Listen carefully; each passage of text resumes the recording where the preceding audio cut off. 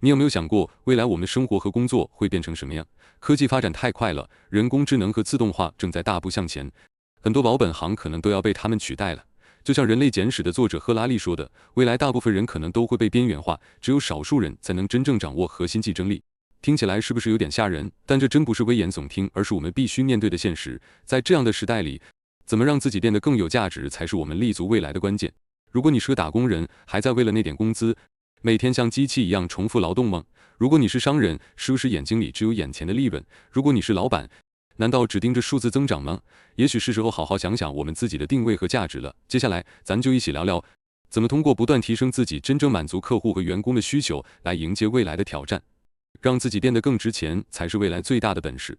赫拉利在書裡提了3個有點狠的觀點：第一，未來99%的人可能都沒啥用了，會變成無用人群。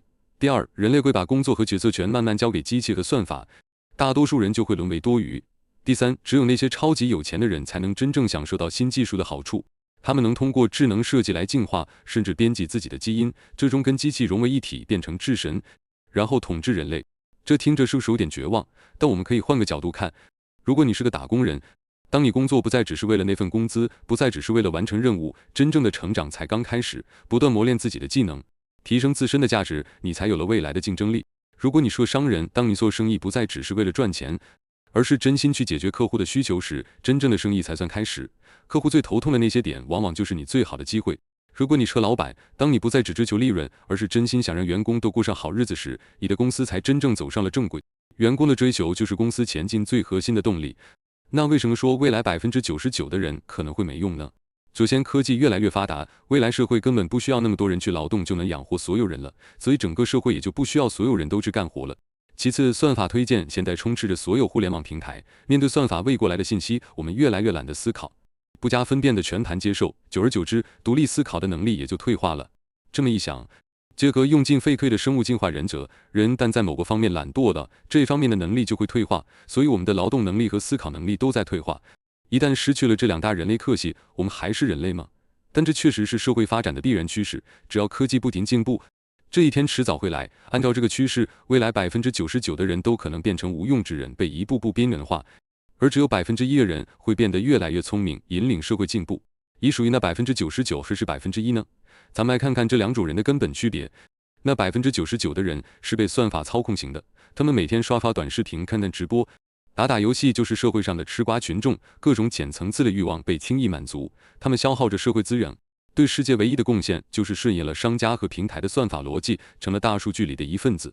而那1%的人是反算法操控型的，他們的行為有點反人性，也反算法。他們懂得克制慾望，不追求那些淺層次的刺激，而是不斷自律和精進，懂得延遲滿足，是真正的長期主義者。他們持續產出有價值的信用資產，比如產品、作品等等。這類人才是引領社會進步的力量。你是被算法牽着走，還是能反算法而行，決定了你屬於哪一類人。當然了，即使99%的人可能沒什麼用處，但因為科技水平的提高，社會有足夠的資源去養活他們，就算這些人不能創造任何價值，出於人道主義，也一樣能把他們捲養起來。這就是為什麼短視頻、直播娛樂、遊戲這些產業會如此發達的原因。只有這樣，才能把這部分人的精力消耗掉。這其實是人類社會發展的必然。人類文明的開始就是從圈養牲畜開始的，那是農業文明，而我們很快就要進入智能文明。智能文明可能就是圈養人的文明。很多人現在每天忙忙碌碌，為什麼卻不值錢呢？這就像淘寶出現後，大部分產品的價格都被拉低了。為啥？因為產品同質化太嚴重了，大家賣的東西都一個樣，你憑什麼賣得貴？同樣道理，大多數人活得命比紙薄，也是因為人與人之間同質化太嚴重了。他們從上學到畢業這20幾年裡，沒幾個老師能啟發他們認識自己。我的性格怎樣？優缺點是什麼？我適合做什麼？也很少有家長會主動引導孩子去了解自己。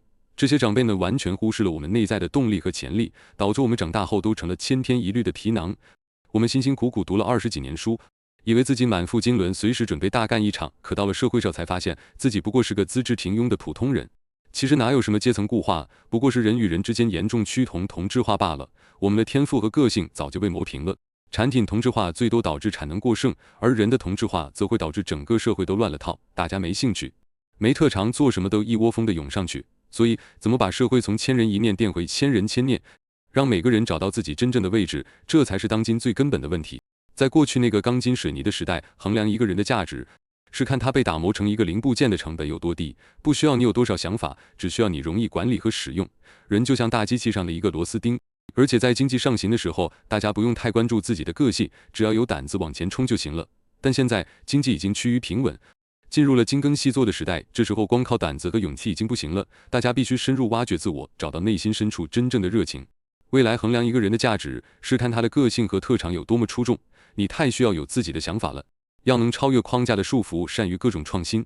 所以我完全不用再羨慕那些拿着高薪的白领们了。當工廠裡的藍領大规模被機器取代時，想想那些寫字樓裡整天重複做 PPT 的白领，他們在人工智能時代還能安穩多久？這些人的生活被那些应該做的有用事塞得滿滿當當，把那些喜歡做的但看上去沒什麼用的事完全擠了出去，不留一絲縫隙。他們錙銖必較，每一個行為都講究回報，他們睚眦必報，每一個付出都講究性價比。他們總是抱怨沒時間做喜歡的事，因為他們眼裡只有厲害，沒有情感。由於他們之間失去了信任，所以變得越來越敏感多疑，被慾望壓得愁眉苦臉，整日焦慮不安。就是這樣一群人，其實早已瀕臨破產邊緣，自己卻還不知道。他們要麼靠着苟延殘喘的機構活着，要麼總以為換個公司就能度過危機，知不知道一場專門針對他們的危機正在悄然來襲。別看現在歌照樣唱，舞照樣跳，舞照樣跳，舞照樣跳。如果你看不透這場大變局，等輪到淘汰你的時候，你連喊一聲的機會都沒有。那未來作為一個普通人，我們該怎麼辦？其實我一直在思考一個問題，為什麼有些學生時代成績特別優秀的人，後來卻變得特別平凡，而當年那些看起來平平無奇的人，反而做出了特別出色的成績？人的發展有一個規律，短期看機遇，中期看能力，長期拼心態和內在。未來的時代，靠譜比聰明更重要，熱愛比努力更重要，匠心比拼搏更重要。其實，人的財富就像投資品的價值一樣，是有均值回歸的。那個均值就是你的衝動，是你的熱愛，是你的理想。未來是自由度越來越高的時代，也是個體崛起的時代。當束縛我們的框架越來越少時，每個人都會越來越接近自己最想成為的樣子。決定我們每個人歸宿的，一定是我們的能力和慾望綜合而成的那個自己。時代真的不一樣了，每個人都將成為最接近自己的人。所以，未來每個人最重要的事，是如何找到自己，認識自己，並成為最好的自己。看一個人是不是開悟了，就看他是不是開始從外求變成內求。王陽明說過，向外物尋求真理，大錯特錯，打破外物才見真空。縱觀王陽明悟道的過程，就是一個破除外物尋求本心的過程。我是誰？我的性格如何？我有什麼優缺點？我適合做什麼？在以前那種粗放型的發展時代裡，社會壓力逼迫我們去複製所謂的成功道路來獲取社會資源，讓我們都變成了千篇一律的人。人與人就像用同一個模子造出來的一樣，完全忽視了人內心深處的熱情，而這恰恰才是一個人最大的潛能和動力。即使你正在從事一份高薪高壓的工作，如果你天生就不屬於那個位置，你總有一天還會離開。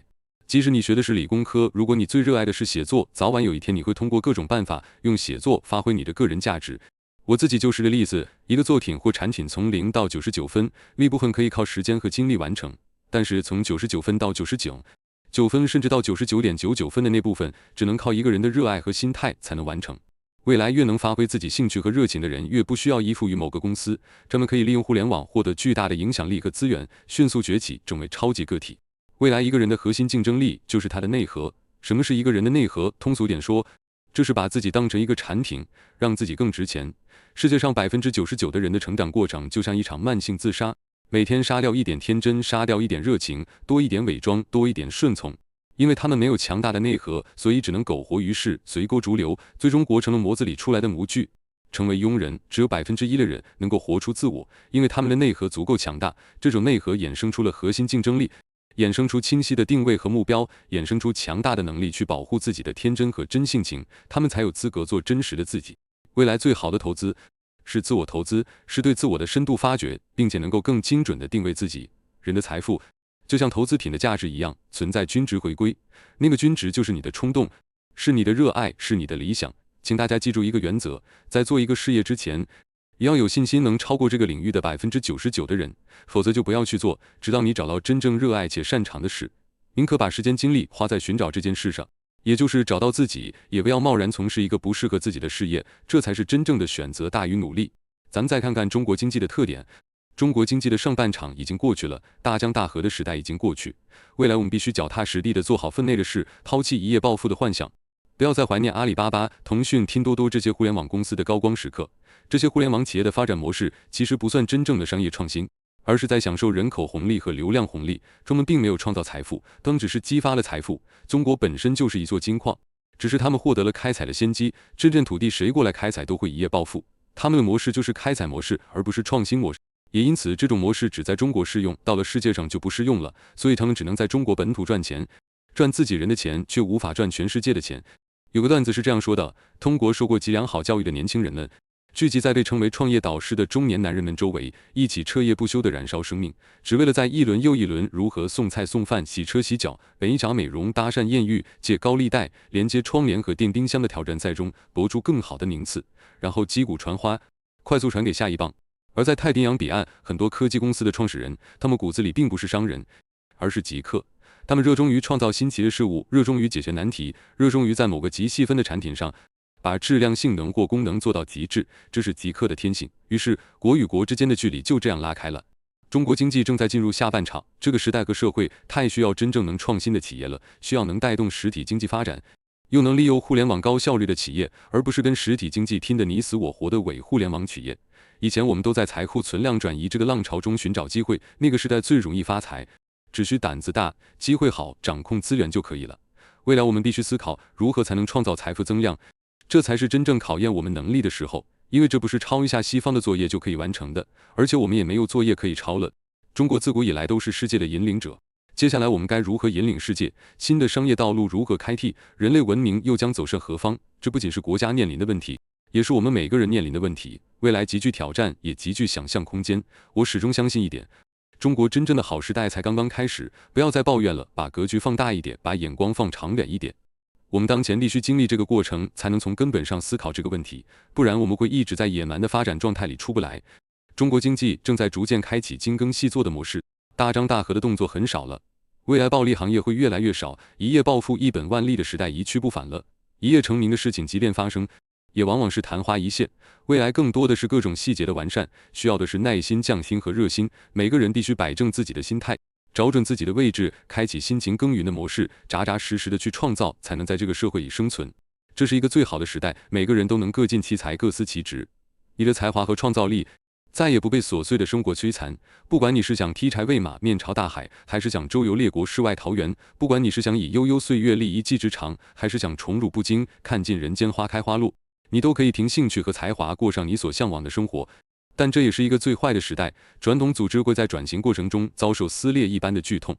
一部分人會因為適應不了這種變化而憤憤不平，他們會因為被淘汰而失望。的確，這個時代很美好，也很殘酷。如果你不能創造價值，就沒有存在價值。不管你信不信，這個世界只會變得越來越公平。固步自封、落後守舊的人一定會被淘汰，創造者與創新者一定能獲得更大的自由。未來越稀缺、越有特長的人或企業越有價值，無可取代，就等同於擁有無限價值。中國經濟上一波紅利是人口紅利，是人頭算的；下一波紅利是人心紅利，它將每個人內心深處的熱愛和興趣激發出來。未來最好的投資其實是自我投資，是對自我的深度發掘，並且能更精準的定位。以前一個人的興趣和賺錢往往是分開的，而當社會高度繁榮之後，每個人必須開始靠個人特質賺錢，要變外求為內求，這就離不開自己的興趣和專長。各大互聯網平台的興起，也讓每一個興趣都有了變現的機會。很多網紅都是這樣做起來的。隨着時代的發展，生意人賺大錢的時代結束了。以前是生意人最容易賺錢，那是因為社會急缺各種生意人去促進商品的流通。但是現在有了各大互聯網平台，互聯網的本質就是促進商品的流通，而且效率更高，分配更合理，就不再需要那麼多生意人發揮作用了。以後一定是最有思想的人才能賺到錢。世界上最難的事情有2件，第一件事是把自己的思想裝進別人大腦裡，第二件事是把別人的錢放進你的口袋裡。但這往往是同時發生的。只要你能把思想放進別人大腦，別人就會乖乖地打錢放進你的口袋。中國以前讓很多機會主義者倒買倒賣的生意人賺了不少錢，但這只是特定時期的產物，任何事物都會發生變化。未來社會一定是有思想、有文化、認知最高的人才能賺到錢，而且賺錢只有這一條路。未來的教育文化內容從業者，那些有文化、有思想、有匠心的人才能賺到錢，生意人很難再賺到錢，這是歷史發展的必然。中國未來需要的是那些真正能引領大眾思想進步的人，以及兢兢業業、腳踏實地的人。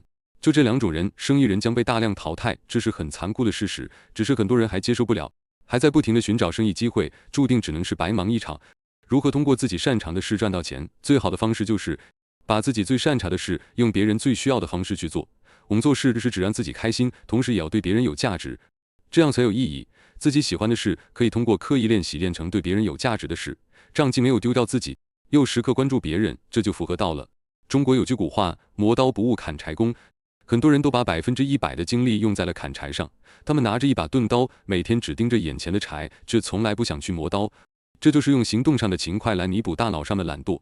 絕大部分人每天疲於奔命，滿地尋找金子的麵包，他們兩眼放光，卻始終看不到那把能夠打開自己思維牢籠的鑰匙。這就是人最大的可悲。很多人感嘆這2年賺錢太難了，不是賺錢越來越難，而是賺錢的邏輯徹底變了。富人都在埋頭讀書，在思考怎麼布局，而窮人整天在忙着尋找各種情緒安慰，刷短視頻，忙着跟人抬槓。不同的行為當然會產生不同的認知。未來人與人比拼的就是誰先佔領對方的心智。無論是洗腦套路還是各種招商培訓等等，其本質都是高認知的人去降維，打擊低認知的人。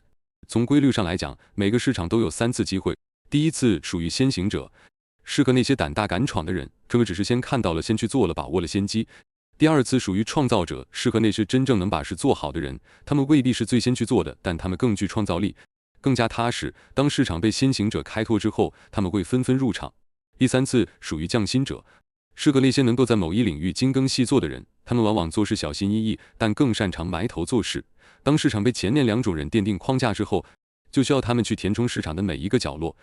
從整體上而言，現在基本上各個領域都在開啟第3次機會，比如社群、自媒體和微商，比如各種細分產品，比如直播和短視頻等等。太多垂直領域等待我們去開發，很多專業領袖還遠沒有被線上化，這就是當前最大的商機。那些厲害的商家不僅善於制造焦慮，還善於制造上癮和偏見。好的產品讓人上癮，好的品牌讓人產生偏見。靜心想一想，作為一個普通大眾，真的挺可憐的。商家為了牟利，不斷地在大眾中制造焦慮，制造上癮，制造偏見，一直在混淆視聽和概念，蒙蔽我們的雙眼，把我們都變成了傻子瞎子。最後給大家提個建議，咱舉個例子，凡是在大海中游過泳的人都明白一個道理，風平浪靜的時候應該使勁往前游，一旦遇到浪頭打來，千萬不要再繼續撲騰，而是應該讓自己平靜下來，休息一下，等浪過去再使勁游。如果這時你一個勁的跟浪頭拼搏，不僅會被折騰得精疲力盡，而且很容易被掀翻。同樣的道理，經濟形勢好的時候，我們應該大膽地出來賺錢；經濟形勢不好的時候，我們應該讓自己更值錢，而不是胡亂折騰，病急亂投醫。現在很多人的狀態就是這樣，胡亂折騰，反覆嘗試，這樣做的結果就是加速倒下。真心奉勸大家，最近這2年不要胡亂折騰，而是應該沉澱下來，好好給自己補課，努力提升一下自己的認知和格局，等經濟好的時候再大幹一場。送你一段價值100萬的話，如果能悟到並做到，你將來必定飛黃騰達。未來10年，人有2個核心競爭力，第一，無中生有，這叫挖塘放魚，是基於個人 IP 生產內容的能力，也就是創造力。他為了從公域中獲取流量，源源不斷地拉新人進來。第二，3生萬物，這叫盤活魚塘，是基於粉絲的關係運營能力，也就是運營力。他們的激活和盤活私域流量，跟粉絲進行深層互動。無論你從事什麼行業，都脫離不了以上這2點。也可以用一句話總結，讓自己更值錢，就是一個人未來最大的核心競爭力。也是給未來最好的投資，就是投資自己。在越來越複雜多變的世界裡，只有提升認知，才能穿越一切迷茫。認知決定命運，圈層決定階層。